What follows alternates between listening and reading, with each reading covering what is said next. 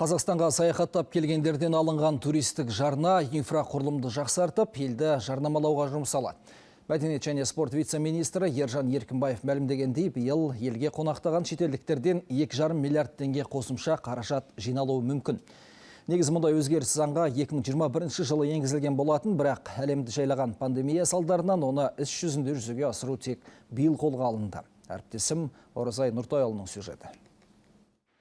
1 қаңтардан бастап Қазақстанға саяхаттап келген әр шетелдік азаматтан туристік жарна алынады. Яғни олар қонақ үйде тұру құнынан бөлек қосымша төлем жасауы тиіс. Сама инициатива, она абсолютно... Бастаманың өзі түсініп қарасаңыз, елге қосымша табыс әкелуге септігін тигізеді. Туристерге салық салу әлемнің дамыған елдерінде бұрыннан бар үрдіс. Оның үстіне түскен қаражат инфрақұрылымда отандық туризмді дамытуға жұмсалмақ.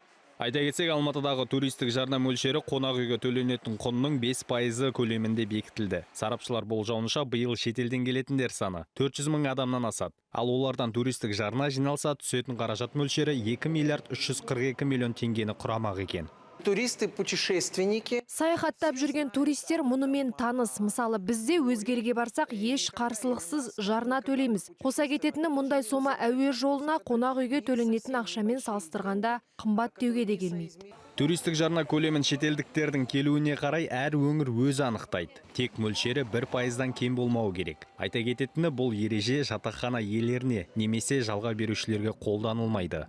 Оразай Нұртайұлы, Ернат Болатбек, Алматы телеарнасы.